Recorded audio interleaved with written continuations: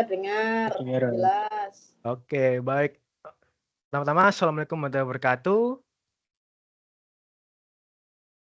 Makasih teman-teman udah Waalaikumsalam. bisa datang di malam hari ini agar aku dan juga rekan saya Revangga ini kita bisa sharing knowledge mengenai DevOps dan juga sistem analis. Nah, kita pertama ini akan menjelaskan bagaimana dari sistem analis itu untuk merancang, mendesain ataupun menyusun project-project IT gitu. Terus ada juga rekan saya Revangga ini akan menjelaskan mengenai DevOps-nya, yaitu secara teknis gimana cara setelah menyusun sebuah project dokumennya, nah itu pelaksanaannya seperti gimana dan apa yang kalian butuhkan dan apa yang kalian yang harus bisa. Baik, mungkin dengan ini kita akan sebelum kita mulai dulu, marilah kita bacakan doa dan Bismillahirrahmanirrahim. Bismillahirrahmanirrahim. Oke, pada sesi pertama ini kita akan lanjut ke materi pertama kita, yaitu sistem analis yang akan dipresentasikan oleh Alif Sukma. Ya, saya Alif Sukma. Hari ini saya akan menjelaskan mengenai sistem analis itu sendiri, dari pertama kali apa yang perlu kalian ketahui dari sistem analis, apa yang mereka lakukan, apa aja yang perlu disusun di dalam suatu project. Oke, baik, langsung aja. Aku akan mencoba meng-share screen materinya.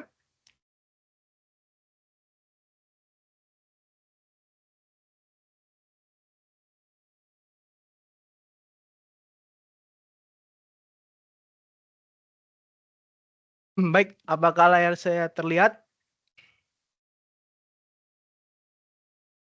Terlihat Ya, jelas. terlihat. Oke, baik. Sistem analis, the architect of modern IT, arsitektur di mana sebuah proyek akan dimulai dan apa yang harus dikerjakan pada tahap-tahap awal. Oke, baik. Tak kenal maka aku kayang, perkenalkan saya Sukma Dewanta, saya dari Prodi Sistem Informasi Angkatan 22 di Telkom University Surabaya. Hobi saya yaitu punya hobi. Oke, ini dari sertifikasinya, di mana saya belajar IBM dari sistem analis melalui Coursera yang memiliki 8 course dari tahap per tahap. Dan ini akan saya sharing ke kalian apa aja yang telah saya pelajari, mulai dari sisi konsep ke sisi yang lebih detail dalam pembuatan proyeknya. Oke, reality check. Kita cek dulu dalam masalah umumnya. Menurut riset industri, seperti dari The Standish Group dalam Chaos Report, mayoritas kegagalan proyek IT sering dikutip sekitar 70%. Bukan disebabkan oleh ketidakmampuan programmer menulis codingan, melainkan karena requirement yang tidak lengkap dan kurangnya pemahaman terhadap kebutuhan user. Nah, 70% ini bukan angka yang rendah juga. 70% itu hitungannya udah lebih very negatif hitungannya. Dimana kalian bisa ngoding, oke lah. Fitur itu udah pasti kalian tahu cara membuatnya. Tapi kalian masih bingung maksudnya klien seperti gimana. Saya pingin A dan juga B. Kamu bingung nangkepnya A ke B. Kalian nulis ke CD. Nah, akhirnya apa? User bingung mau apa, developer bingung mau apa, terus hasilnya tidak sesuai ekspektasi. Nah, siapa itu sistem analis? Di sini kita memecah. Yang pertama, kita ada the problem solver, yaitu menggunakan teknik analisis untuk memecahkan masalah bisnis yang kompleks melalui solusi teknologi informasi yang tepat guna. Yang kedua yaitu business mindset, yaitu memahami bahasa bisnis, target pasar, dan keuntungan.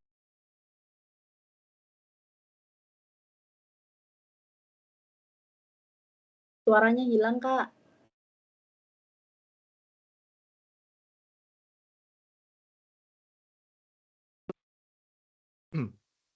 Cek, apakah terdengar? Terdengar. Aman. Oke, oke, oke. Baik, lanjut. Oh ya, business mindset, yaitu memastikan aplikasi yang dibangun memiliki nilai komersial. Yang ketiga, ada tech architect, di mana menerjemahkan keinginan klien menjadi spesifikasi teknis, logika database, dan alur sistem yang siap dieksekusi oleh developer. Di sini di mana jembatan, nah yang dijelaskan seperti yang kapan ini, jembatan di mana kurangnya komunikasi antar klien dan bersama IT, itu kita di tengah-tengah untuk menyimbangi komunikasi antar kedua ini agar saling juga menjalankan proyeknya sesuai dengan klien dan IT ini paham. Nah, jadi dalam sistem analis ini yang pasti bahasan utama yaitu SDLC atau Software Development Life Cycle. Di sini ada tahap dari nomor 1 planning, analisis, design, implementation, testing and integration, dan maintenance. Nah, di sistem analis ini kita berada di mana? Nah, kita berada di 3 tahap pertama. Yang pertama yaitu planning atau bisa dibilang the compass. SA atau sistem analis menentukan scope dan kelayakan. Goalnya apa? Agar proyek tidak over budget atau melenceng dari tujuan bisnis. Kedua yaitu analisis, the translator. SA mengubah keinginan user menjadi dokumen teknis. Goalnya apa? Yaitu memastikan developer membangun fitur yang benar. Lalu ketiga yaitu design, the blueprint. Jadi SA merancang database atau ERD dan alur atau UML. Goalnya yaitu agar codingan terstruktur, aman, dan efisien. Nah, kenapa di 3 fase ini? Yang pertama planning.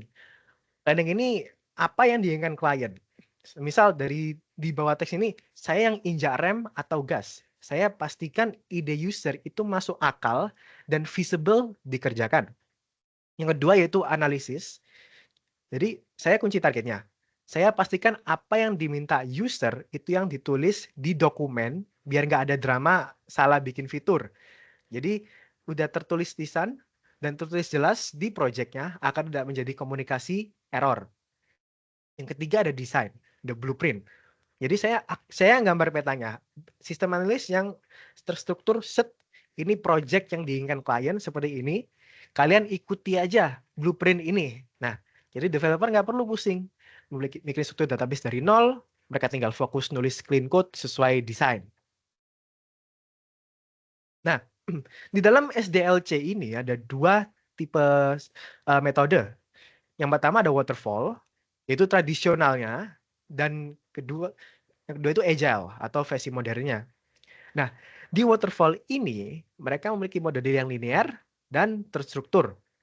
Dia itu cocok untuk proyek dengan requirement jelas dan tetap atau fixed requirement. Contohnya seperti gimana? Dari contoh website perbankan, sistem konstruksi, atau sistem pemerintah. Terus yang kedua itu agile modern, yang diisi metode iteratif dan fleksibel. Mereka cocok untuk proyek yang butuh rilis cepat dan berubah-ubah. Nah, ini biasanya muncul di aplikasi startup, ada e-commerce, ataupun mobile apps lainnya. Nah, jadi contoh studi kasus nih, kita ada studi kasus untuk metode waterfall. Nah, sebelumnya saya udah jelaskan kalau itu contohnya adalah perbankan. Nah, dari sistem analis, kita disuruh buat sistem inti perbank, di mana bank ini pasti butuh keamanan yang tinggi dan juga butuh akurasi mengenai penentuan harga uang atau harga uang yang penting. Nah, mengapa harus waterfall? Mereka ada aturan atau aturan perbankan yang ditetapkan oleh OJK yang sudah baku dan tidak berubah-ubah. Nah, karena tidak berubah-ubah itu, jadi kita nggak perlu mengkhawatirkan sistem ini berubah-ubah seiring jalannya waktu atau tahun ke tahun. Kita ya fokus pada fondasi yang telah ada, pada aturan yang sudah ditetapkan di perbankan atau OJK ini. Audit trail. Setiap tahap butuh dokumentasi dan tanda tangan resmi untuk kebutuhan audit. Terus ada zero tolerance. Benar, tidak boleh ada kesalahan saldo dan kita tidak bisa memperbaiki bug keuangan sambil jalan. Jadi ketika sistem itu dibuat, ketika lanjut ke fase berikutnya, kita nggak boleh mundur, kita nggak boleh step back, karena what's done is done. Kita nggak bisa langsung kayak, ada fitur yang kurang nih, coba kita rombak lagi, nggak bisa. Karena otomatis kalau gitu bisa jadi kesempatan trouble dalam aplikasi, tiba-tiba saldo yang awalnya dari cuma 5.000 jadi 5 miliar, nah itu. Terus apa peran SA di proyek ini? Jadi fokus pada analisa mendalam di awal proyek 3-5 bulan. Nah, ini benar-benar sedetail-detail mungkin dipecah sebanyak mungkin sebelum masuk ke tahap teknisnya.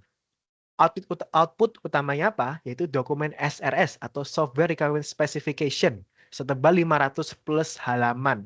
Nah, ini yang sering mungkin sistem analis akan mengerjakan. Jadi dokumen SRS ini kurang lebih isi struktur aplikasi dari yang paling umum ke paling detailnya. Dari yang fitur yang diadakan, apa yang akan diadakan, dan setelah maintenance yang akan dilakukan. Jadi aturannya apa? Programmer dilarang ngoding sebelum desain semua dokumennya itu disetujui oleh 100% oleh stakeholder atau pemangku kepentingan. Oke, selanjutnya ada case study Agile yang versi modern. Nah, ini biasanya kita jumpai di aplikasi-aplikasi seperti Grab, Gojek. Nah, contohnya ini kan studi kasusnya startup food delivery. Itu adaptasi yang cepat, fitur yang selalu ganti, terus ada produk-produk fitur yang dihilangkan gitu. Jadi mengapa harus agile? Kenapa kita harus yang untuk startup, untuk aplikasi simple mobile apps itu harus agile? Karena yang pertama adalah time to market. Yaitu rilis fitur utama dulu, tapi untuk fitur-fitur yang lain itu berbeda. Contohnya pada pesan makanan.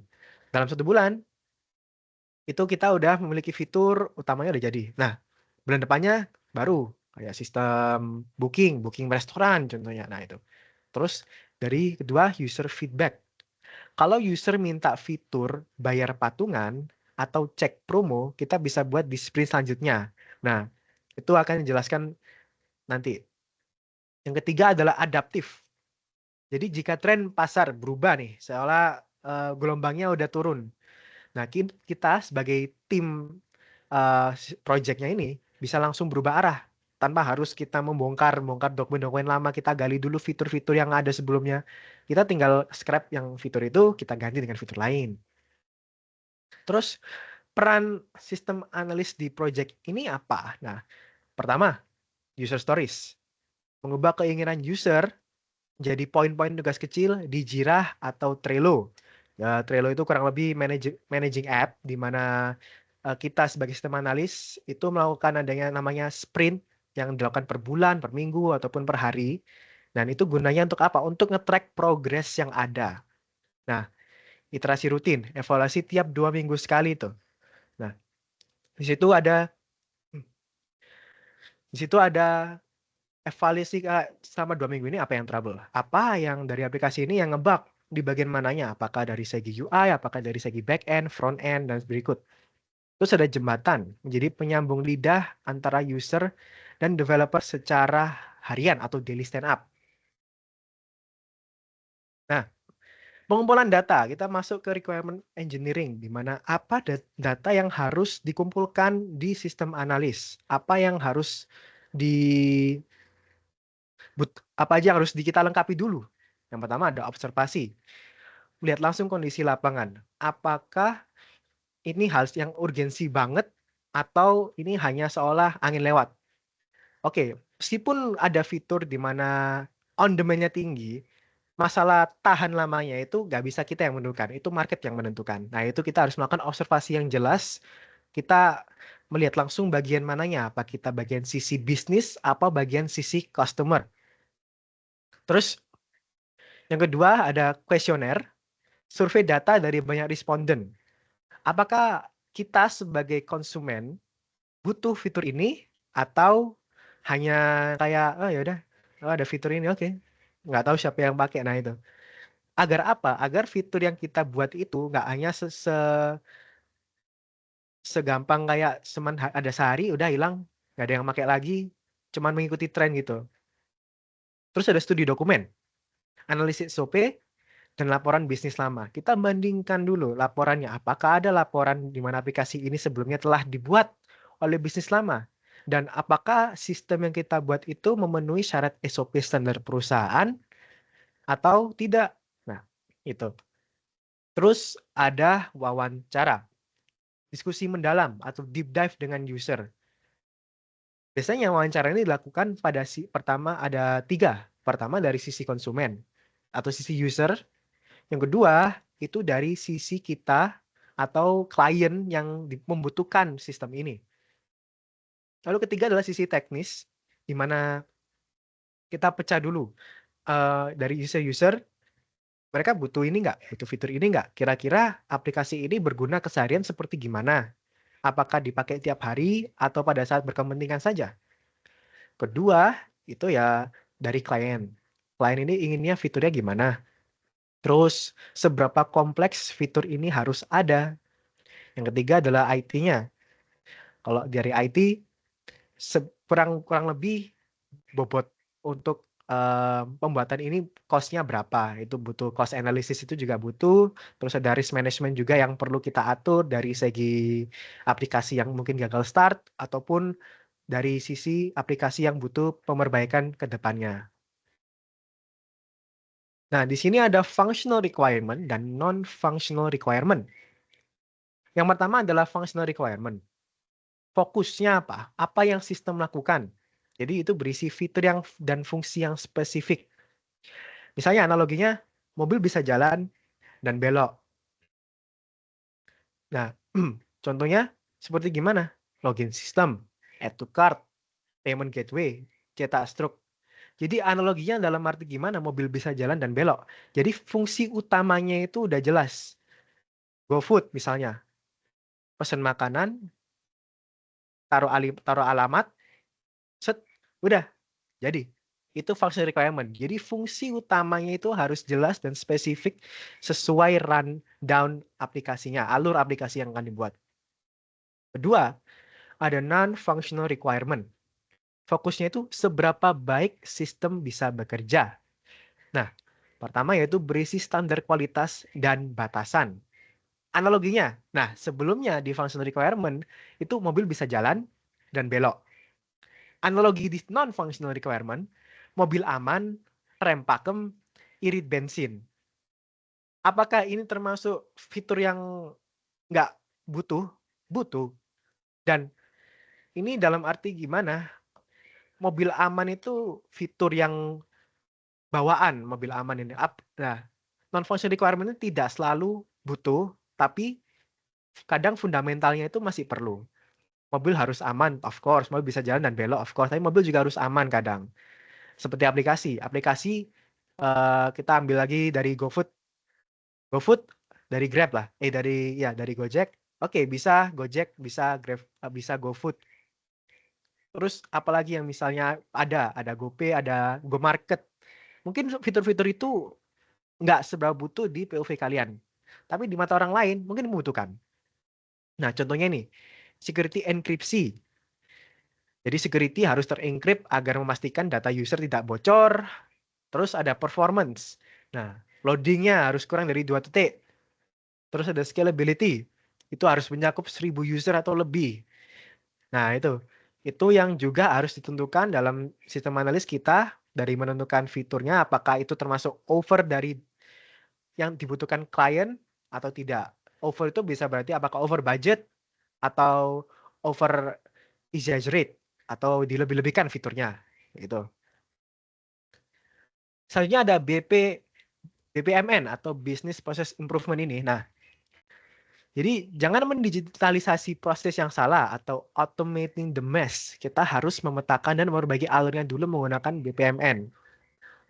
Oke, semisal kalian di-hire di perusahaan di mana mereka masih menggunakan proses manual. Contohnya proses pendataan. Kalian analisis dulu proses as is-nya. Jadi proses manual saat ini hambatannya apa aja atau bottleneck-nya apa aja. Terus mereka rawan kena error di bagian mana? Apakah bagian pendataan atau bagian pada saat memasukkan ke database ataupun apa-apa aja. Nah, terus apakah masalah itu masih sering terjadi? Apa yang ada sekarang ini apakah seperti gini terus? Seberapa sering terjadinya? Dan bagaimana mereka menghandle situasi itu pada saat masih memakai as is proses atau proses lama. Nah, di BPM analis ini, kita pertama adalah memetakan alur kerja visual. Kita memvisualisasi proses yang telah dijelaskan oleh klien sebelumnya. Dengan membuat apa? Membuat kayak seolah diagram. Nah, terus membuang langkah yang tidak perlu. Apakah ada proses di mana orang ini harus ke sini biar bisa mengambil datanya. Nah, kita bisa mempersingkatnya dengan cara orang ini cukup file kirim udah selesai. Atau buat aplikasi ketika dia upload ke sistem ini, orang ini bisa akses. Nah, seperti gitu. Jadi menemukan solusi efisiensi itu juga penting sebagai kita, sistem analis. Terus proses perbaikan alur. Jadi dari yang lama itu, apa yang bisa kita fix, apa yang bisa kita otomatisasi, dan apakah efisien. Nah, itu adalah kita bisa menggunakan to be process. Jadi sistem bisa terdigitalisasi, otomatisasi, dan efisien, minim error, dan solusi sistem baru. Nah, di sini ada visual modeling atau UML. Jadi daripada memaksa developer membaca 100 halaman dokumen spesifikasi atau SRS, sistem analis menggunakan UML, Unified Modeling Language. Ini adalah bahasa standar internasional untuk memvisualisasikan arsitektur sistem. Yang pertama ada use case diagram. Kurang lebih gambarnya seperti yang ada di Six Stickman itu. Menggambarkan siapa aktor melakukan apa fitur. Terus ada activity diagram, yaitu menggambarkan alur logika business flow dari A ke Z. Lalu ada sequence diagram, detail teknis urutan pesan antar database atau server. Terakhir yaitu efisiensi, yaitu satu gambar diagram menghemat jam diskusi yang berbelit. Jadi daripada dokumen ini berisi teks dan banyak orang mungkin salah nangkep bagaimana cara memvisualisasikan alur kerja aplikasi itu, kita membuat sebuah modeling language yang bisa langsung memvisualisasikan bagaimana sistem akan bekerja dari 3 diagram tersebut. Nah, yang pertama ada use case diagram, the what. Nah, kapan dipakainya kita menggunakan use case? Yaitu tahap awal analisis atau requirement gathering. Nah, ini untuk apa? Menjelaskan siapa aja aktornya dan apa saja yang bisa mereka lakukan di dalam sistem secara garis besar. Nah, seperti gimana analoginya? Nah, analoginya yaitu semisal melihat daftar menu di restoran. Kamu tahu apa aja yang tersedia, tapi belum tahu cara memasaknya. Nah, ini alurnya itu kurang lebih berarti ada aktor koki, ada aktor waiter, ada aktor customer. Terus ada poin penting, yaitu fokus pada fungsionalitas, bukan alur. Contohnya, user bisa login, user bisa check out, dan selanjutnya ada activity diagram atau the process flow, yaitu kapan dipakainya proses flow ini. Jadi saat ingin mendetailkan alur kerja atau workflow. Nah, untuk apa? Ini untuk menjelaskan langkah demi langkah atau step by step sebuah proses bisnis, termasuk kondisi jika atau decision, dan pengulangan atau loop. Nah, analoginya seperti instruksi merakit Lego atau resep makanan. Jika air mendidih, masukkan mie. Jika tidak, tunggu air mendidih. Jelas. Poin pentingnya, ini sangat berguna untuk menjelaskan logika ke developer agar tidak ada step yang terlewat. Halnya ada sequence diagram atau the interaction. Kapan dipakainya? Nah, tahap desain teknis ini lebih ke detail design. Untuk apa? Menjelaskan interaksi antar objek atau komponen berdasarkan urutan waktu. Bagaimana pesan dikirim dari UI ke controller, lalu ke database, lalu kembali lagi.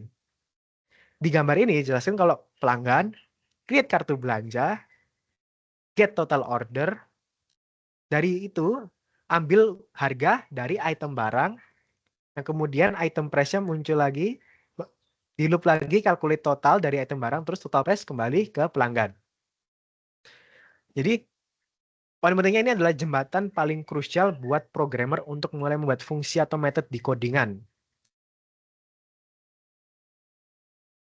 Terus ada data structure atau ERD.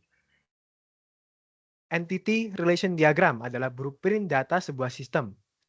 Ibarat membangun gedung, ERD adalah DNA fondasinya. Jika fondasinya salah, seluruh bangunan atau aplikasi akan miring atau roboh. Nah, di sini ada entitas atau objek. Deskripsinya itu sesuatu yang datanya ingin kita simpan dalam sistem. Biasanya berupa kata benda. Kedua adalah contoh. User produk pesanan mahasiswa. Visual tipnya adalah bisa tambahkan icon kecil berupa kotak atau table. Yang kedua adalah atribut atau detail. Karakteristik atau informasi detail yang melekat pada sebuah entity. Contohnya adalah nama user, terus ada harga produk, ada tanggal lahir. Visual tip bisa tambahkan icon kecil berupa list atau daftar. Ketiga adalah relationship atau koneksi, yaitu hubungan antar entity di sini ya disinilah logika bisnis terjadi. Yang pertama ada one to one, di mana satu orang punya satu KTP, itu contohnya. Yang kedua adalah one to many, yaitu satu dosen mengajar banyak kelas. Nah, biasanya visual tipnya apa? Bisa tambahkan icon kecil berupa garis atau rantai. Seharusnya ini ada foto, cuman karena lagi kelihatan rusak jadi mohon maaf. Nah, tools of the trade, senjata sistem analis. Nah, pertama kita ada documentation. Itu ada Microsoft Word, ada Confluence. Nah, itu biasanya untuk pembuatan dokumennya. Yang kedua ada diagram. Diagramnya aplikasinya ada Droyo, Visio, dan Lucidchart. Yang ketiga ada prototyping. Biasanya pakai Figma atau Balsamiq. Lalu ada management tools. Ada Jira, ada Trello. Nah, semua ini berguna banget untuk kita sebagai sistem analis dari tahap awal mendokumentasi, buat diagram, prototyping, manajemen, ini semua yang dibutuhkan untuk menjalin komunikasi dengan klien dan juga komunikasi dengan tim IT atau tim teknisnya. Nah, ini jenjang karir atau salary atau informasi sistem analisis seperti gimana kerjaannya dan apa aja yang kira-kira karir sistem analis ke depan. Yang pertama ada junior sistem analis yang biasanya ya mungkin fresh graduate atau orang yang barusan masuk sistem analis, yaitu mulai karir dengan menganalisis kebutuhan sistem dasar, dokumentasi, dan mendukung tim senior. Untuk estimasi gaji ini mungkin terlalu far stretch karena ini diambil dari gaji ya pada umumnya. Jadi estimate 7-12. Lalu ada senior sistem analis yang memiliki 3-7 tahun pengalaman. Nah, ini biasanya memimpin analisis sistem kompleks, mengelola proyek, dan membimbing junior analis, ibarat jadi tutor atau senior. Untuk estimasinya ya kurang lebih jangan terlalu mengharapkan juga dengan gajinya. Lalu selanjutnya ada business analyst atau product manager. Project manager juga bisa. Itu mengintegrasikan perspektif bisnis dengan teknologi mengelola produk dan strategi. Estimasinya yaitu 20-45 juta. Oke lah. Terus ada Chief Technology Officer, yaitu yang paling tinggi Head of IT, yaitu memimpin visi teknologi perusahaan, strategi inovasi, dan transformasi digital organisasi. Ini biasanya kurang lebih on par lah sama CEO kayak software house gitu-gitu. Nah, ini paling crucial juga. Oke, berikut adalah penjelasan mengenai sistem analisis. Apakah dari teman-teman ada mungkin pertanyaan ataupun ada sesuatu yang diinginkan pada sistem analisis yang mungkin kurang paham? Monggo, dipersilakan. Ya, bentar, Mas Abi dulu. Oke. Baik, terima kasih. Nah, saya ingin bertanya. Sekarang kan Ya, banyak banget ya AI kayak GPT, Gemini, Cloud. Nah, menurut Mas Alip sendiri, apakah posisi sistem analis ini itu akan tergantikan oleh AI tersebut ke depannya? Terima kasih. oke. AI. Oke. AI dalam sekarang itu ya, AI itu kayak menurutku bukan yang tergantikan gitu sih, tapi justru malah bisa membantu. Jadi AI itu kita anggap sebagai di mana alat membantu untuk membuat entah bikin codingan atau bikin kerangka dokumen. Tapi yang membedakan kita dengan AI yaitu kita masih bisa negosiasi, kita masih bisa kayak saling memahami klien seperti gimana. Jadi AI itu nggak bisa kayak kamu mau apa nih? Silakan buat. Nggak bisa kayak duduk sama kliennya gitu, terus lagi marah-marah karena sistemnya lambat gitu-gitu. Terus kita kayak apa ya? SI itu ibarat manusianya kita nggak bisa digantikan oleh AI karena pasti mereka butuh manusia yang benar-benar memahami mereka, bukan hanya secara teknis tapi juga secara mereka butuhkan.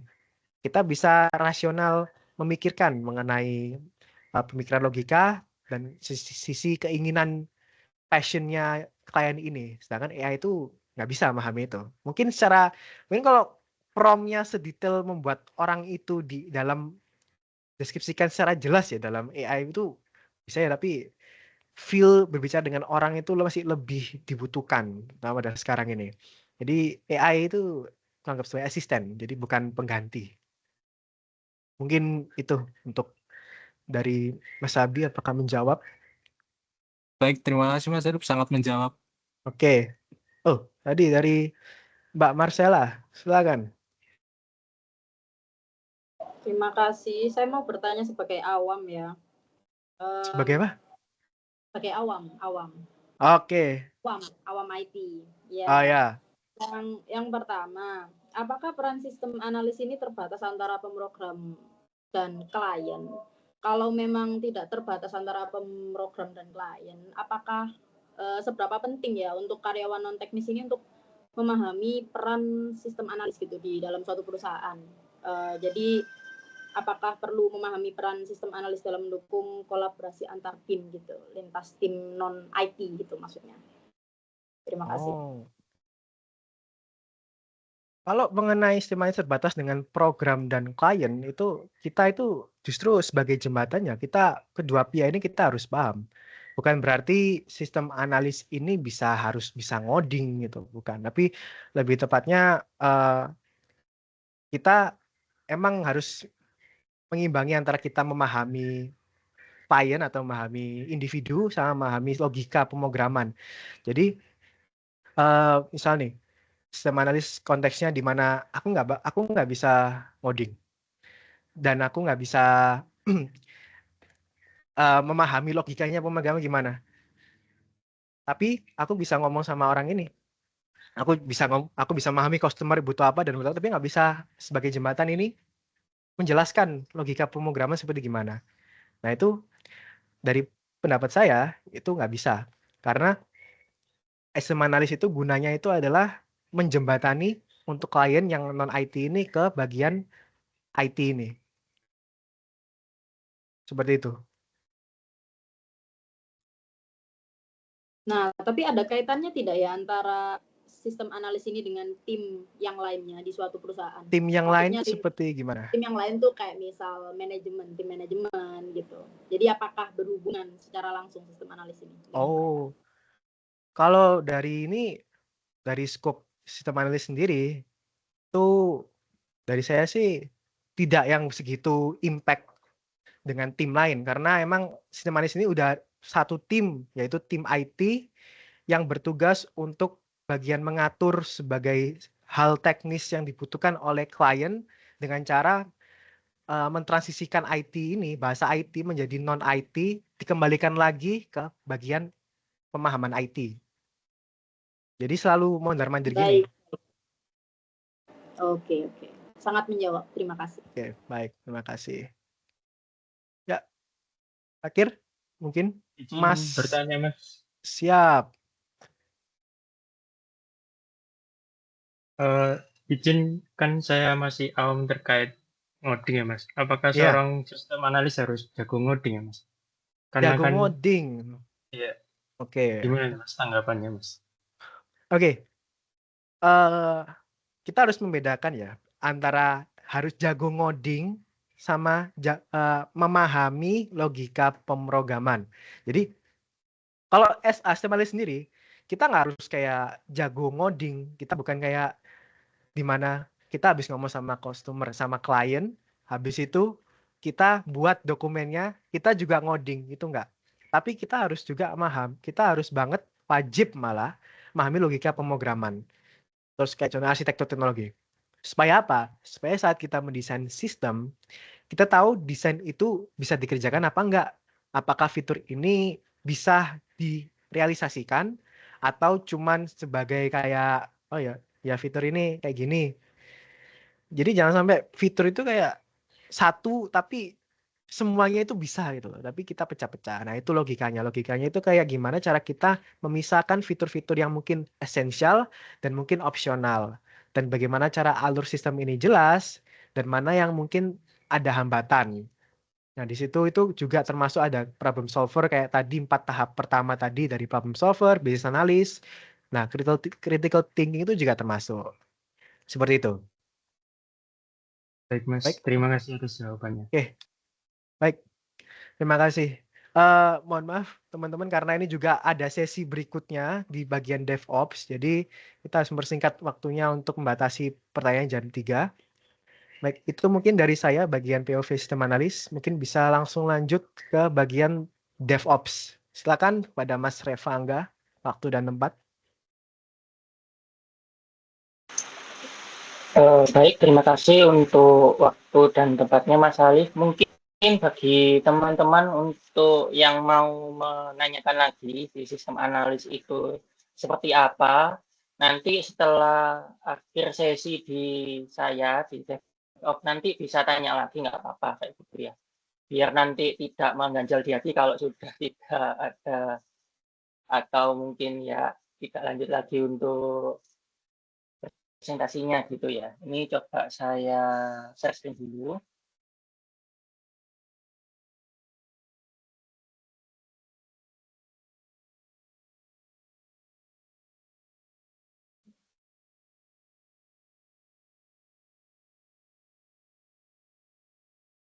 Permisi teman-teman, apakah sudah terlihat? Terlihat jelas. Oh, baik. Oke, sebelumnya saya ucapkan terima kasih kepada semua teman-teman ya. Ini juga nggak termasuk dari teman Telkom juga. Saya kemarin saya cek di formnya ya, ada banyak unit kemarin ya, sampai ke Jogja juga. Saya cek kemarin ya. Nggak tahu datang apa enggak, tapi saya ucapkan terima kasih kepada semuanya tanpa terkecuali. Ini saya buka dengan How to Become Successful DevOps. Ini dengan nama saya, Revangga Lina Prayoga. Ya, singkat saja karena sudah malam ya. Nah, ini untuk sertifikatnya dari IBM. Nah, IBM itu kalau dulu sejarahnya itu ya penciptanya dulu komputer gitu ya, komputer kotak itu yang warna abu-abu atau hitam itu ya, dulu masih kecil banget gitu, TV tabung istilahnya gitu ya. Lah itu mendirikan banyak sekali metode-metode untuk pemrograman, untuk machine learning dan semacamnya lah, banyak banget. Dan di sini itu kebetulan saya dan Mas Alif itu ngambil di IBM-nya tapi berbeda di divisi seperti itu. Nah, kalau di Mas Alif tadi itu tentang sistem analis ya. Itu tentang sistem analis ya dari A sampai Z kayak gitu ya. Di sini juga ada DevOps A sampai Z seperti itu. Ini ada total 15. Kalau ditotalkan itu ya di sini ada 15 course itu dimulai dari Introduction Software Engineer itu ke bawah terus sampai yang terakhir itu adalah Software Developer Career Quiz and Interview Preparation seperti itu. Nah, ini saya langsung lanjut aja ke introduction. Ini tidak selengkap yang pertama ya, karena menyingkat waktu aja ke malam. Introduction to Software Engineer. Nah, Software Engineer ini adalah pendekatan sistematis dalam merancang, membangun, dan memelihara perangkat lunak dengan menerapkan prinsip-prinsip rekayasa. Nah, seorang software engineer tidak hanya menulis kode atau tidak hanya menulis coding, tapi juga bertanggung jawab atas arsitektur sistem, kolaborasi dengan pemangku kepentingan, dan memastikan kualitas keseluruhannya juga. Nah, perkembangan dari cara menulis codingnya atau metodologi yang biasanya kaku dari waterfall itu ya, kalau diibaratkan itu seperti air terjun ya, dari atas sampai ke bawah itu ada 7, itu nggak saya jelaskan karena mungkin menyita waktu ya. Ada waterfall menuju ke pendekatan iteratif dan adaptif juga. Itu semacam agile itu ya kayak ada iteratifnya, mungkin semacam kayak SDLC kayak gitu ya. Itu mencerminkan evolusi industri dalam merespon perubahan kebutuhan dalam teknologi dengan lebih lincah dan efisien. Nah, perbedaannya itu apa sih software engineer sama software developer? Nah, kalau engineer itu juga developer juga. Jadi engineer itu mempunyai kemampuan yang lebih handal ketimbang developer. Anggapannya engineer itu adalah arsitekturnya dalam sebuah kayak ilmu pembangunan misal rumah gitu ya, perumahan apa gitu. Perumahan di dekat rumah A gitu. Nah, engineer itu arsitekturnya. Jadi istilahnya kalau dia itu bisa untuk membangun rumah itu ada kayak bahan-bahannya ditaruh sebuah apa dan itu butuh komposisi apa, butuh biaya keluar berapa, itu bisa dikelola dengan dirinya sendiri seperti itu. Nah, juga ada broad big picture knowledge base. Jadi pengetahuan ilmuannya itu dan penggambarannya itu sangat luas seperti itu. Itu makanya itu yang dinamanya engineer itu sebuah arsitekturnya seperti itu. Dan juga mengenal yang namanya sistem development process. Nah, systematic development process ini seperti bagaimana cara untuk mendevelop sebuah codingan atau sebuah sintaks itu secara sistematik dan proses. Nah, berbeda dengan developer, kita tidak menyinggungkan yang baik yang mana, tapi memang perbedaan tugasnya itu ada, seperti narrower in the scope dan system engineer, seperti itu ya. Jadi, kalau developer itu hanya menerima apa yang dimintakan oleh engineer. Nah, gampangan developer ya, kalau mungkin kehidupan, mungkin sekolah atau kampus gitu ya. Misalnya ada mata kuliah pemrograman berbasis objek gitu ya, misal di sekolah dulu gitu. Nah, di sekolah otomatis kalau ada satu orang yang jago gitu ya, ya otomatis orang yang jago ini mungkin dari sekolah dari satu kelasnya itu akan diminta tolong untuk menjelaskan seperti apa kayak gitu.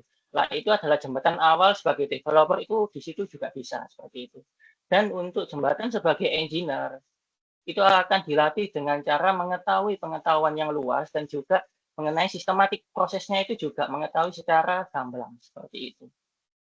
Nah, yang kedua adalah creative approach. Nah, kreatif ini adalah bagaimana cara menyelesaikan problem yang ada di suatu permasalahan atau sebuah ya kayak misalnya ingin membuat studi kasus apa gitulah. Itu ada cara metode-metode pendekatan yang bisa didekati. Misal di sini ada waterfall dan ada agile. Nah, pendekatan apa yang cocok untuk waterfall jika menggunakan studi kasus A? Nah, pendekatan studi kasus apa yang cocok untuk agile kayak gitu. Nah, mungkin kalau ada semisal di lain ranah, misal extreme programming misal, saya mungkin nggak sepil ya beberapa. Nah, itu apakah cocok di studi kasus yang sama kayak gitu kan? Ya, tentunya itu tidak tergantung dari kekuatan dari orang yang melakukan suatu penulisan atau coding kayak gitu. Nah, seperti itu untuk pengenalan software engineer introduction seperti itu. Nah, seterusnya yaitu introduction to cloud computing juga. Cloud computing itu menawarkan model layanan komputasi yang elastis dan berbagai permintaan dan juga berbasis banyak lah, 3 di sini. Yang menggantikan paradigma investasi awal besar pada server lokal. Dengan karakteristik kunci layanan seperti mandiri on demand, jaringan akses yang luas, dan skalabilitas yang instan. Cloud memungkinkan bisnis hanya membayar sumber daya yang digunakan. Peralihan ini memberikan efisiensi biaya operasional, kecepatan inovasi, serta kemampuan untuk fokus pada pengembangan bisnis inti sambil mengandalkan keamanan dan ketersediaan dari penyedia layanan cloud global. Nah, ini mungkin saya singgung sedikit ya. Kok cloud computing ini kok ada 3 gitu ya, IaaS, ada PaaS, dan ada IaaS. Dan segitiga ini tuh memiliki bawahan yang beda. Kayak SaaS itu application, yang kedua itu adalah platform, yang ketiga bawah sendiri adalah infrastruktur.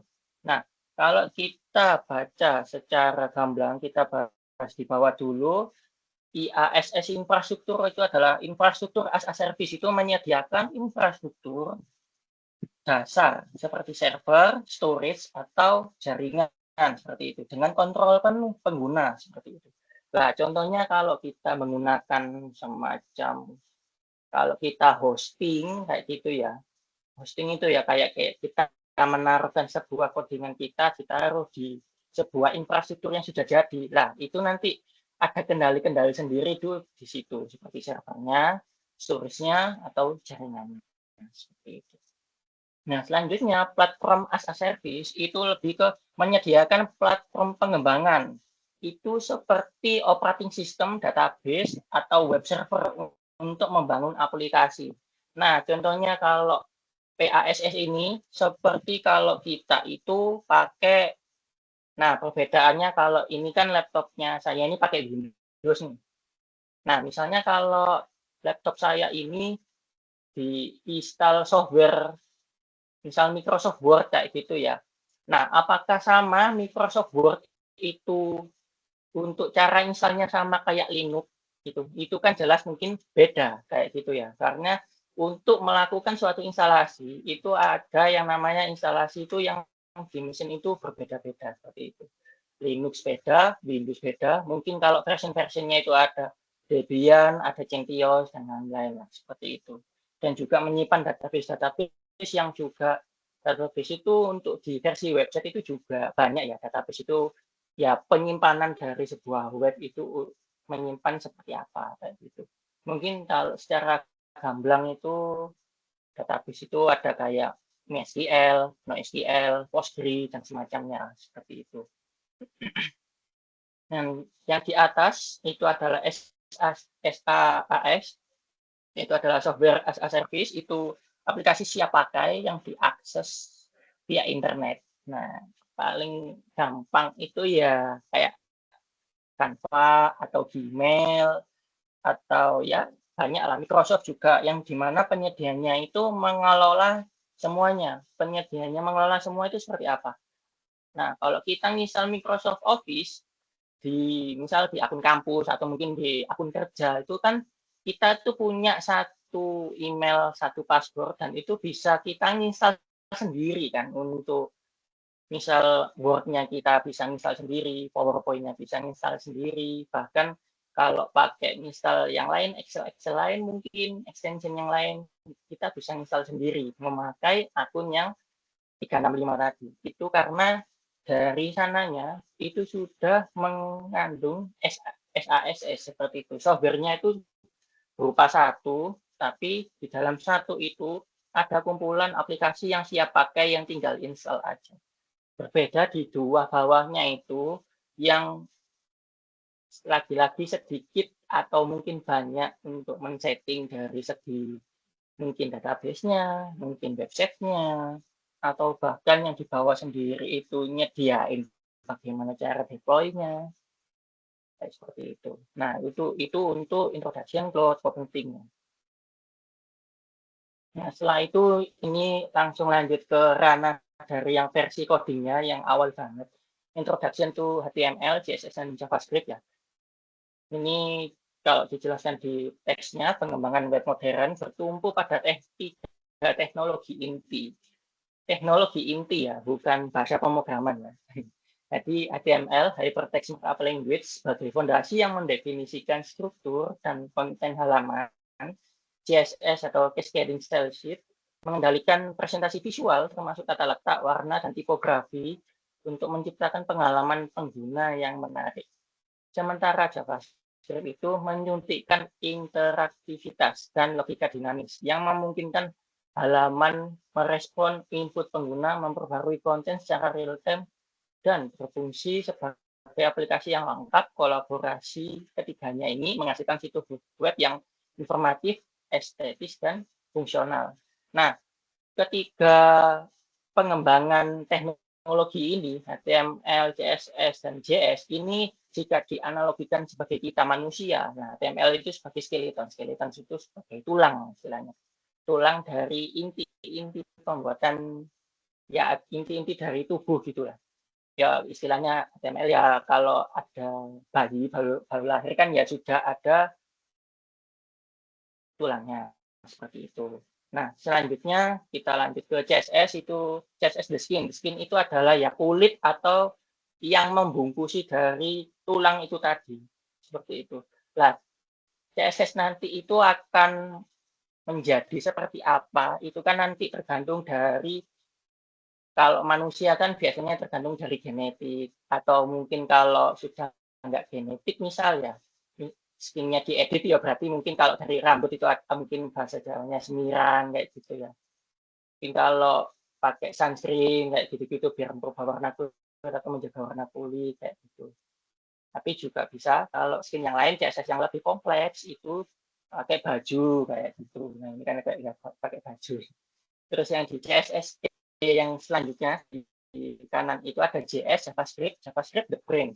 The brain itu ya otak atau syarafnya yang menghubungkan antara tulang dan juga kulit seperti itu.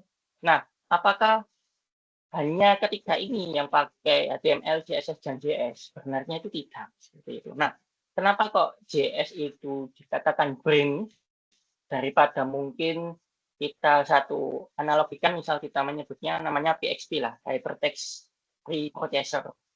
Nah, kalau PHP itu memang hanya fungsinya sebagai the brain aja, atau istilahnya ngoding di balik layarnya. Tapi kalau JavaScript itu bisa tampilan, itu juga bisa sebagai backend juga, seperti itu. Nah, nanti ini saya jelaskan setelah yang HTML, CSS, dan JS itu.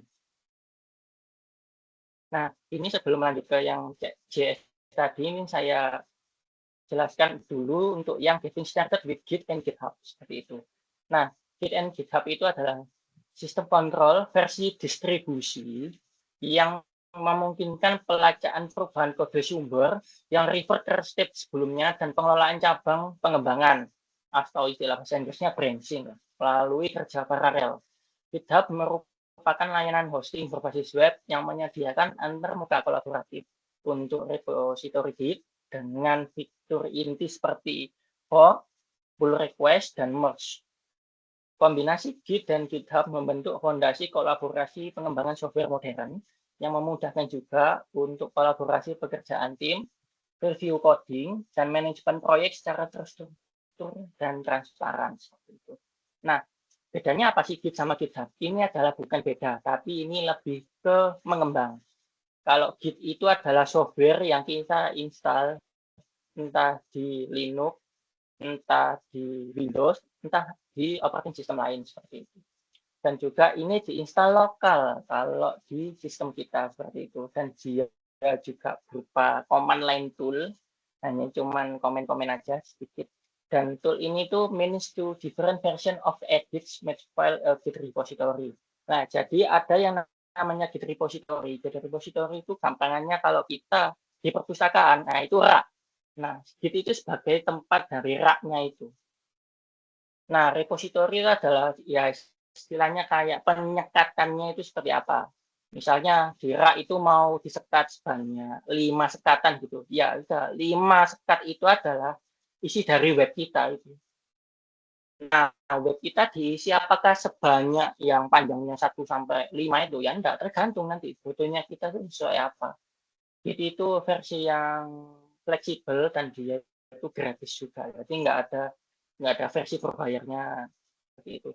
Dan juga it provides functionality like version control system source code management. Nah, cocok ini untuk yang mungkin nggak mau berbaur ngoding, tapi lebih ke ingin manajemen dari sistem atau coding itu seperti apa lah, ini cocok gitu. Nah, kalau cuman kenal softwarenya itu kan nggak enak banget lah, atau mungkin disayangkan banget kalau kita nggak kenal juga GitHub kayak gitu. GitHub itu adalah semacam servisnya dari Git dan dia ada laman website sendiri. It hosted on web namanya www.github.com istilahnya kayak gitu ya. Nah, kalau yang di Git itu cuman command line tool, tapi kalau yang di GitHub itu adalah provides a graphical interface. Jadi interface-nya itu lebih jelas. Jadi kalau mau menaruhkan Git repository yang di nomor 4 itu tinggal drag and drop aja itu bisa. Tapi kalau drag and drop itu tergantung dari ukuran filenya juga dan kompleksitas dari codingnya seperti itu. Kalau mungkin webnya itu cuman berbasis ya kayak landing page atau cuman sekedar pengenalan dari perusahaan atau mungkin pengenalan dari saya gitu ya, itu mungkin bisa drag and drop.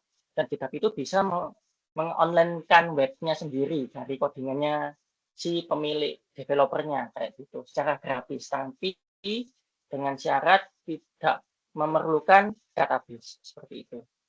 Nah, yang nomor 5 itu it provides functionalities Git of VGS, version Git control, source code management, as well as adding few its own feature. Jadi fiturnya itu hampir sama kayak Git, tapi lebih nge-provide fungsionalitasnya seperti itu. Nah, dilanjut. Nah, Ini yang saya bahas tadi, kalau yang versi JS itu ada dua, ada front end itu sebagai tampilan dari menggantikan CSS tadi, dan juga JS itu bisa sebagai brain juga atau sebagai logika. Nah, ini saya mengambil satu library atau mungkin framework ya JavaScript yang mungkin familiar di kalangan pemrograman, itu adalah React. Nah, React itu library JavaScript open source untuk membangun antarmuka atau user interface yang dinamis dan interaktif. Nah, mengadopsi arsitektur berbasis komponen yang digunakan ulang atau reusable, React memungkinkan pengembangan UI yang modular dan mudah dipelihara. Fitur utamanya itu seperti fitur DOM, data manipulation lah istilahnya ya, untuk optimasi performa, sintak deklaratif juga, dan ada JSX-nya, perpaduan antara HTML dan JavaScript. Jadi kita tidak perlu belajar HTML 100% itu, tapi kita hanya memahami JavaScript, itu ilmu HTML-nya itu langsung ke bawah seperti itu. Dan juga itu ada aliran data searah, one way data binding, untuk menjadikan React ini alat yang efisien dan powerful. Bersama dengan fitur hooks-nya mungkin tahun 2000-an ya, kalau nggak salah setahuku dulu pernah update. React memfasilitasi pembuatan aplikasi web modern yang kompleks bersama dengan kode yang lebih bersih dan terstruktur. Nah, JS-nya yang versi ini tuh memang lebih tampilannya itu lebih powerful ya ketimbang kalau JS murni, atau mungkin kalau temen kita developer itu bilangnya vanilla JS seperti itu ya. Tapi kalau vanilla JS-nya atau JavaScript murninya sudah mumpuni atau mempunyai fondasi yang kuat, nah maka React ini bisa menjadi salah satu contoh untuk pembelajaran dari segi tampilan styling yang cocok seperti itu. Nah, ini adalah kebalikannya dari tadi. Yang tadi kan kalau React itu lebih ke tampilan dari JS seperti itu ya. Dan ini itu kalau Node.js dan Express.js itu lebih ke bagaimana Node.js itu mengonsepkan seperti brain atau kepala atau isi otak dari sebuah website seperti itu. Nah, ini saya bacakan dulu. Nah, Node.js adalah runtime environment yang memungkinkan eksekusi JavaScript di sisi server dan telah menjadi teknologi server-side paling populer menurut Stack Overflow survei tahun 2022. Ya, kalau Stack Overflow mungkin kalau developer sudah sepuh ya, atau sudah tahun-tahun lalu sebelum AI merajalela itu, beberapa orang kalau mencari codingan problem solving kan ya, kalau nggak di Stack Overflow ya di Kaskus lah, dua itu biasanya. Nah, kalau sudah diakui oleh orang atau istilahnya divisi yang mengakui bahwa pemrograman ini itu cocok untuk eksekusi JavaScript di balik layar atau di server side, berarti itu sudah menjadi nilai tambah seperti itu. Apalagi tahunnya tahun 2022 masih hangat banget lah 2022 itu untuk pengupdatean data dari Stack Overflow survei ini. Dan Express.js itu adalah framework web paling minimalis dan fleksibel yang dibangun di atasnya Node.js. Digunakan untuk mengembangkan aplikasi back-end-nya server side tadi, dan REST API, application programming interface seperti itu, secara efisien. Nah, penguasaan stack Node.js dan Express merupakan kompetensi kunci bagi penguasaan back-end atau full stack developer modern yang memungkinkan pengembangan aplikasi yang scalable, non-blocking, dan arsitekturnya itu modular dengan dukungan ekosistem NPM, Node Package Modular gitu ya, yang sangat luas seperti itu. Nah, kalau kita analogikan di foto gitu ya, Express.js ya, quick, minimalis, happy, development kayak gitu ya. Ya ada app-get, quick API setup and versatile middleware kayak gitu ya. Tengah-tengahnya itu Express.js. Nah, Express.js itu bisa menghandle dari segi user yang ada orang megang laptop itu.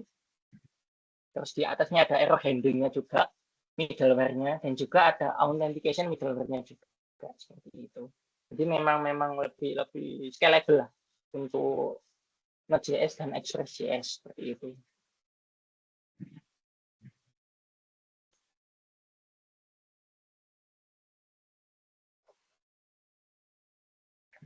Nah, ini adalah mungkin agak beda dari yang coding tadi. Kalau yang coding tadi kan semuanya itu pasti pakai server ya. Kalau misalnya yang ngoding itu 2 orang, 3 orang, lah apakah kita itu iya pakai flash disk untuk ganti, apakah ngirim pakai WA untuk ngirim codingan, itu kan sangat nggak efisien ya. Bukan nggak boleh, tapi nggak efisien seperti itu. Kalau kita taruh di WA itu bisa jadi runtutan codingnya itu berantakan, atau enggak ya banyak fungsi mungkin yang nggak kebaca di WA seperti itu. Nah, adanya microservice ini itu bisa menyambungkan antara developer satu dengan developer lain dengan produknya seperti itu. Nah, ini saya baca dulu. Arsitektur microservice ini mengurai aplikasi monolit menjadi sekumpulan layanan kecil yang terpisah dan independen. Masing-masing teknologi stack-nya itu sendiri dan berkomunikasi via API atau application programming interface lah. Sehingga memungkinkan pengembangan itu lebih cepat, skalanya itu horizontal dan presisi per komponen dan ketahanan yang lebih baik. Untuk mengelola kompleksitas interaksi klien dengan banyak layanan mikro ini, API Gateway berperan sebagai titik masuk tunggal yang menyederhanakan sisi klien, mengagregasi permintaan penerapan keamanan, monitoring, dan rate limiting, serta menyembunyikan detail back-end agar layanan dapat berskala dan atau diganti tanpa gangguan apapun. Nah, mungkin gampangannya kalau kita analogikan sebagai orang yang mungkin kurang paham ya, begitu ya. Itu ada user, itu misal kita ambil contoh bioskop gitu ya. Kita misalnya install TixID gitu ya. Nah, TixID itu kan kalau kita ambil datanya di dalam, itu kan mesti ada yang namanya database-nya. Nah, database-nya itu mesti di dalamnya itu ada yang namanya API, Application Programming Interface. Nah, API itu semua informasi di dalam film itu semuanya ada di dalam ya database tadi itu. Nah, kenapa kok kita ngambil API dulu daripada database? Karena API itu bisa belok kemana saja tanpa perlu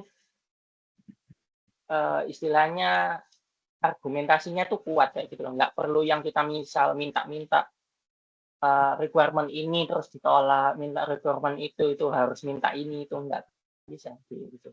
API itu adalah versi-versi istilahnya gratis kayak gitu loh. Jika kita punya key-nya atau kunci yang bisa membuka untuk produk microservice-nya ini. Kayak gitu. Nah, ini kan misal ada produk, ada basket, ada order gitu ya. Nah, di produk microservice ini ada AWS Lambda sama AWS Dynamo kayak gitu. Nah, Lambda sama Dynamo ini ya istilahnya kalau sebagai orang awam itu istilahnya ya microservice-nya atau dalemannya orangnya gitu. Misalnya ini orang satu yang AWS produk microservice, yang kedua basket microservice-nya adalah orang kedua, yang ketiga ini adalah orang ya ini setelahnya orang kedua ordering microservice. Nah, fungsi dari orang ke satu produk, fungsi orang kedua basket, dan fungsi orang yang ketiga itu akan berbeda-beda nanti.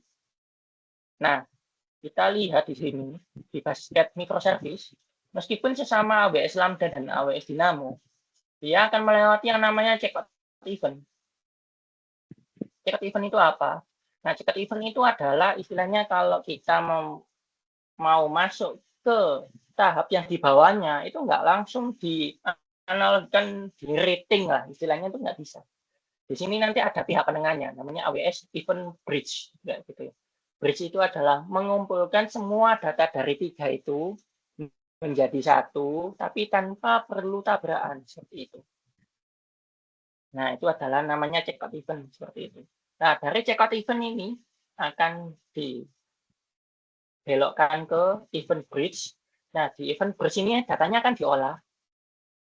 Nah, setelah datanya diolah itu kan mesti nanti ada antrian kan ya. Antrian yang misalnya ada orang pesan, kita kembali ke topik yang bioskop tadi ya, ada satu orang pesan 2 tiket di jam 10 dan ada satu orang lagi pesan di jam 11 gitu. Nah, di AWS Event Bridge ini itu dipesan dulu yang di jam awal tadi itu seperti apa. Nah, ini akan masuk di AWS SPS Queue. Queue ini adalah antrian. Antriannya itu akan dimasukkan kemana dulu? Antriannya tadi yang masuk yang mana ya? Yang beli pertama atau yang beli kedua ya? Kayak gitu. Di jam yang mana? Kayak gitu. Oh ya, yang beli ternyata yang jam pertama. Nah, ya udah. Kita antrikan dulu AWS SPS ini ke ordering microservice seperti itu.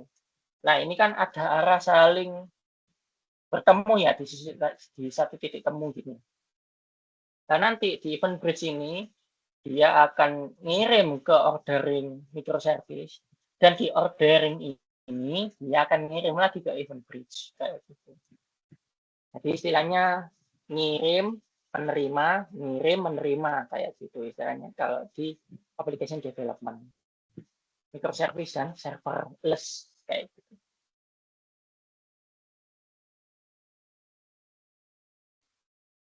Nah, ini software developer career guide and interview preparation. Jadi ini saya baca dulu. Dunia rekayasa perangkat lunak itu menawarkan berbagai jalur karir yang dinamis, mulai peranan teknis spesifik seperti peranan front end itu ya hanya fokus di tampilan aja, atau back end itu yang fokus di balik layarnya atau fungsi logikanya itu, atau 2 itu, bahkan kalau bisa keduanya itu namanya arsitek ya, atau hingga peran manajerial dan konsultan itu lebih di atasnya lagi. Jadi manajerial dan konsultan dari front end, back end, dan arsitek itu adalah memangku kepentingan bagaimana pengambilan keputusan bahwa aplikasi ini itu harganya berapa, terus diselesaikan dengan waktu berapa, dan mungkin untuk persetujuannya itu end-to-end-nya itu enggak yang sama pengembangnya, tapi sama manajerialnya, atau mungkin sama konsultan IT-nya, seperti itu. Dengan lingkungan kerja yang bervariasi antara perusahaan besar yang terspesialisasi dan startup yang menuntut kemampuan serba bisa. Nah, kemampuan menuntut yang serba bisa ini mungkin familiar di Indonesia gitu ya, kayak biasanya full stack developer gitu ya. Full stack developernya itu ngaruh sampai ke DevOps juga, sampai ke jaringan gitu ya. Mungkin kalau di Indonesia mungkin sudah familiar seperti itu, tapi ya harusnya kalau kita mengambil kunci atau mengambil kiblat lain di luar negeri itu adalah 2 hal yang berbeda. Kalau jaringan itu jaringan juga, tapi kalau ngoding yang versi back end atau front end itu sudah beda lagi seperti itu. Nah, kunci sukses menurut para ahli itu meliputi pentingnya spesialisasi mendalam pada teknologi stack tertentu yang bernilai tinggi dan proaktif membangun personal branding dengan berbagi pengetahuan melalui blog atau konten yang menarik peluang. Nah, contohnya kunci sukses ini itu misalnya seseorang itu pintar hanya tampilan aja, ya nggak apa-apa tampilan aja. Kita tidak menutup kemungkinan kita itu akan belajar back end atau mungkin belajar tentang logika gitu, nggak apa-apa gitu. Tetap belajar juga gitu ya. Tapi kita harus fokus kepada spesialisasinya itu seperti apa. Nah, spesialisasi ini itu kita tarafkan sebagai titik tumpu awal untuk menjadi software engineer atau software developer untuk mencari pekerjaan di Indonesia seperti itu. Nah, untuk cari pekerjaan kan ya nggak hanya di LinkedIn juga kan, LinkedIn bisa, Glints bisa, Upwork bisa, kayak gitu ya. Hanya kunci-kuncinya seperti itu. Tapi kalau yang memang langsung kerja ya ada orang dalamnya kayak gitu.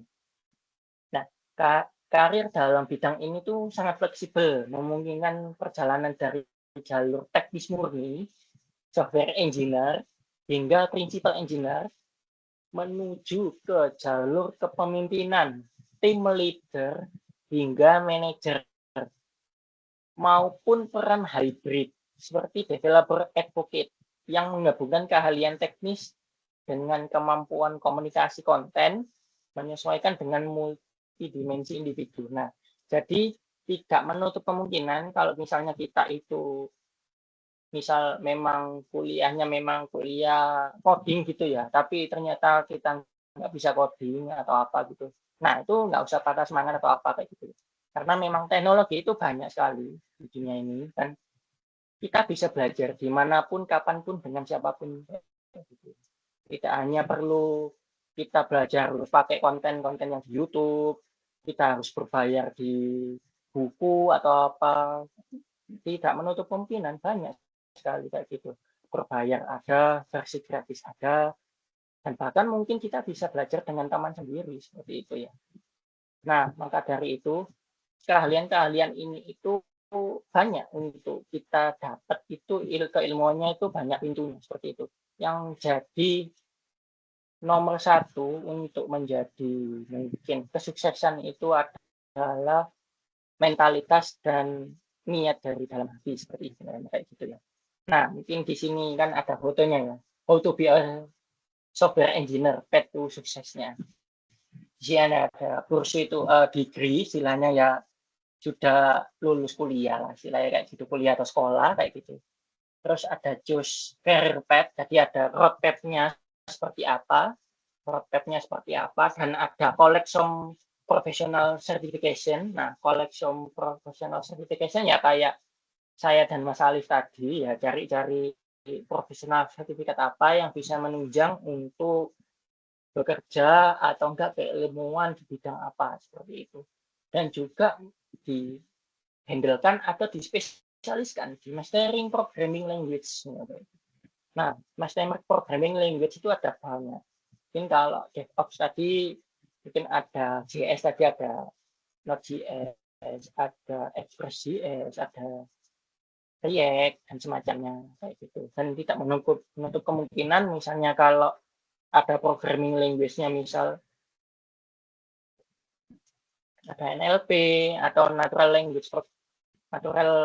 language itu kan ya ada Python juga, ada Django, ada Flash kayak gitu ya. Ya banyak sebenarnya, nggak bisa saya sebutkan satu-satu. Dan di atasnya lagi ada bootcamp. Bootcamp itu juga bisa menjadi titik belajar yang bisa dipius kayak gitu ya, bisa belajar dengan sungguh-sungguh kayak gitu ya.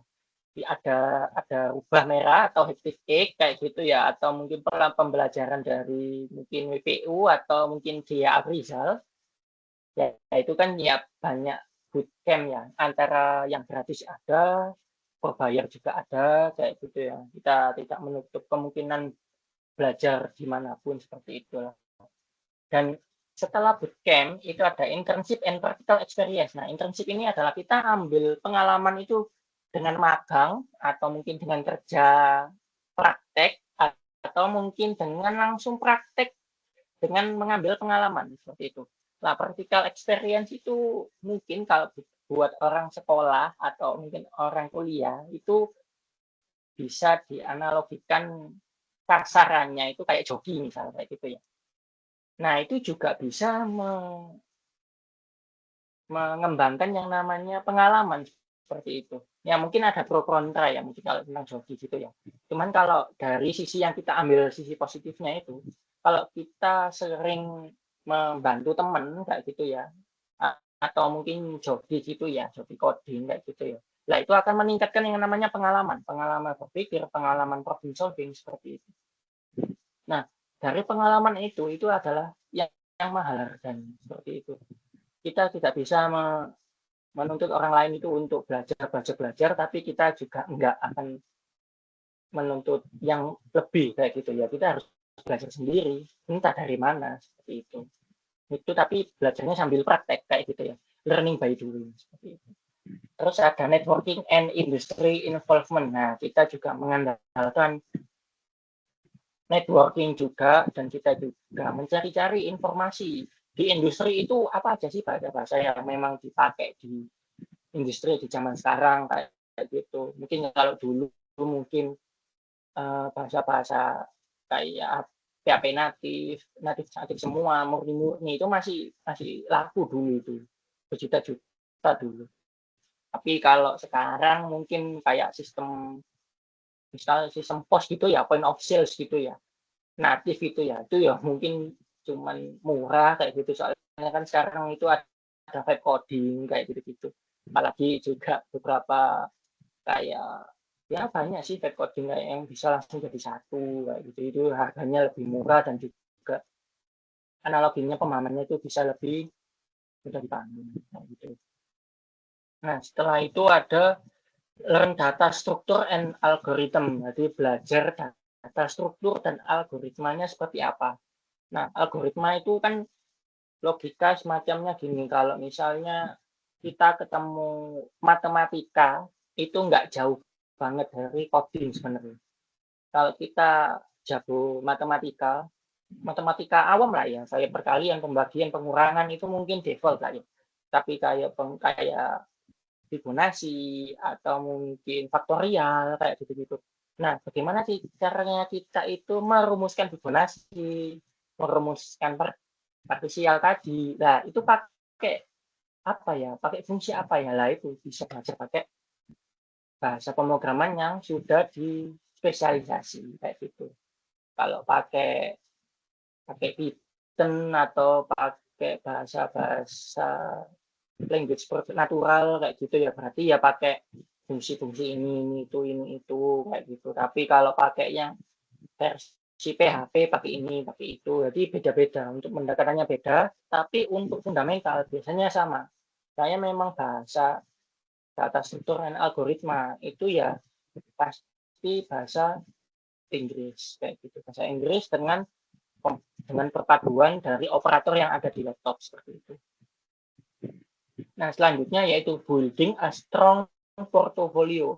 Nah, strong portfolio itu kita dapat dari mana? Nah, kita dapat dari bawah-bawahnya. Kita bisa menjelaskan data struktur dan algoritma itu seperti apa. Kita bisa menjelaskan algoritma dari pemikiran kita atau spesifikasinya seperti apa. Networking kita itu sudah kuat. Industri involvement-nya di era sekarang itu apa. Kita juga sudah pernah ngambil magang dengan IP A, B, atau C, dan kita juga sudah mengambil pengalaman secara praktek kayak gitu. Nah, di bawahnya juga kita pernah ngambil bootcamp kayak gitu. Nah, kita sebutkan di bawah-bawahnya itu sudah menjadi adalah strong portfolio seperti itu. Nah, kita akan beradu portfolio dengan orang lain. Kita bukan berarti bertengkar itu enggak ya. Kita akan beradu kayak gitu. Nah, nanti kalau kita bertemu dengan portofolio orang yang lebih hebat lagi, nah kita jangan stuck, tapi kita tetap belajar seperti itu. Nah, maka kunci sebuah kesuksesan itu adalah tetap belajar seperti itu. Nah, setelah itu ya langsung di-apply for the job kayak gitu. Kita pencari kerja seperti apa, jangan pantang menyerah seperti itu. Meskipun di kalanya banyak AI, di kalanya banyak coding, dan di kalanya banyak saingan, tapi kita tetap yakin bahwa kita itu mempunyai keahlian yang tidak dimiliki oleh orang lain. Itu apa? Dan kita bisa jelaskan seperti itu dengan bahasa yang sopan dan santun seperti itu. Nanti pada saat di HRD-nya kayak gitu.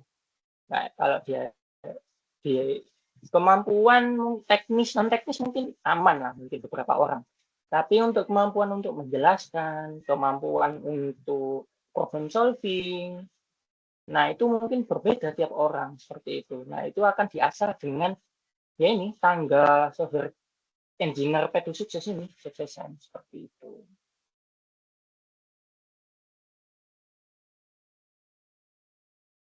Nah, ini sudah ujung dari penjelasan tentang DevOps. Mungkin dari teman-teman ada pertanyaan, silakan bertanya. Monggo. Oke, silakan Mas Firdaus. Halo Mas, selamat malam. Ya, malam. Iya. Izin bertanya Mas, ini kan lagi hype-nya vibe coding ya. Jadi kayak orang-orang yang zero code itu bisa melakukan sebuah create sebuah project mini lah. Itu bagaimana Mas tanggapannya terkait hype-nya vibe coding itu? Oke, kalau tentang vibe coding itu memang tidak salah ya, tidak salah, tidak justru malah membantu kita itu bagian pemrograman memang benar kayak gitu ya. Jadi beberapa orang di zaman sekarang mungkin ada yang namanya apa ya full text ya kalau nggak salah itu. Jadi istilahnya teknologinya itu sedang dingin, bukan dingin cool gitu enggak ya. Tapi teknologinya itu adalah stuck di mana laptop satu orang itu bisa menghandle beberapa pekerjaan. Nah, menghandle beberapa pekerjaan itu berarti dia istilahnya tidak mempunyai kemampuan yang handal banget, tapi dia itu bisa menghandle berbagai lintas pekerjaan dengan bantuan yaitu tadi artificial intelligence. Contoh kita ambil satu developer nih. Nah, developer ini misal mengerjakan coding dengan baik dan cepat lah A, B, C, D kayak gitu. Tapi pada saat di sisi lain entah perusahaannya, entah mungkin temannya itu sakit atau apa nggak bisa handle, tapi ternyata temannya yang sakit itu dia divisinya berbeda jauh dari yang developer tadi, misalnya tentang konten kreator misalnya. Nah, coding dan konten kreator adalah dua hal yang berbeda seperti itu.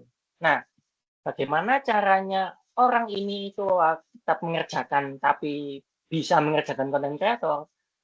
Lah, ada yang namanya ya web tadi itu, bukan web coding ya, banyak web itu.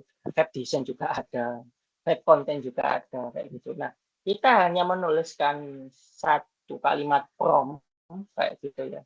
Nah, itu otomatis nanti desainnya atau kontennya itu langsung jadi, itu memang bisa kayak gitu. Nah, itu apakah istilahnya membodohi manusia? Enggak, kayak gitu ya. Itu justru mempermudah kita untuk menyelesaikan sebuah masalah. Tetapi, ada tapinya, ada kalanya kita itu jangan terlalu bergantung 100% pada AI kayak gitu ya. Meskipun dibuatkan AI nih, kayak kita ambil codingan apa misal di kasus landing page gitu lah. Landing page ada foto, ada tulisan bla bla bla. Nah, cara kita memahami dari foto dan tulisan ini gimana jika sudah selesai dengan web coding kayak gitu. Nah, web coding nanti akan menjelaskan entah pakai apa kayak gitu ya. Banyak web coding ini. Oh, sekarang AI kayak Claude itu juga sudah merajalela gitu ya. Itu juga bisa diibaratkan kayak web code ya. Sudah jadi tinggal nemplok-nemplok gitu. Nah, yes, istilahnya web coding itu memang nggak salah, tapi juga jangan terlalu bergantung lah istilahnya kayak gitu. Soalnya memang kalau kita bergantung dengan AI, takutnya kita itu nanti akan istilahnya digurui sama AI lah kayak gitu. Soalnya nanti suatu saat itu kalau internet nggak ada atau mungkin artificial intelligence yang memang lagi broken atau apa, ya otomatis nggak ke ya nggak ada ilmu baru kayak gitulah. Nah, nanti akan kembali ke zaman yang sebelum teknologi kayak gitu ya. Nah, kita nggak ya istilahnya kalau di Islamnya naudzubillah lah kayak gitu ya. Makanya tetap belajar pakai apapun yang ada di internet. Kalau nggak ada di internet ya di buku lah kayak gitu ya. Buku juga banyak ilmunya lah kayak gitu. Jadi kalau web coding itu nggak salah, tapi tetap harus ada konteksnya, tetap belajar kayak gitu. Kita menjawab, Mas. Menjawab, Mas. Oke, baik, terima kasih. Mungkin apakah ada pertanyaan lain?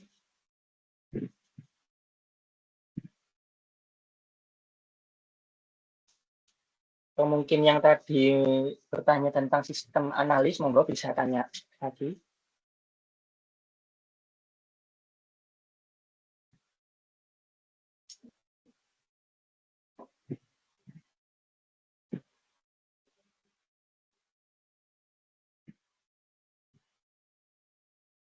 Oke, mungkin karena udah malam juga, ini udah jam 8:05.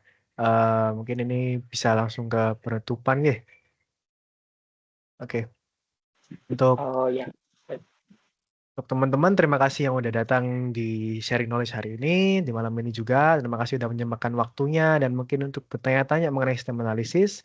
Kalau misal ada lagi mengenai dari teman-teman yang ingin bertanya lebih, entah itu dari sisi DevOps atau sisi sistem analis, bisa langsung reach out ke salah satu dari kita, dari saya sendiri, Alif, atau dari rekan saya, Revangga. Dengan itu cukup sekian. Terima kasih sekali lagi ada teman-teman. Kami tutup. Assalamualaikum warahmatullahi wabarakatuh. waalaikumsalam. Waalaikumsalam warahmatullahi wabarakatuh. Terima kasih teman-teman. Bisa meninggalkan Teams-nya.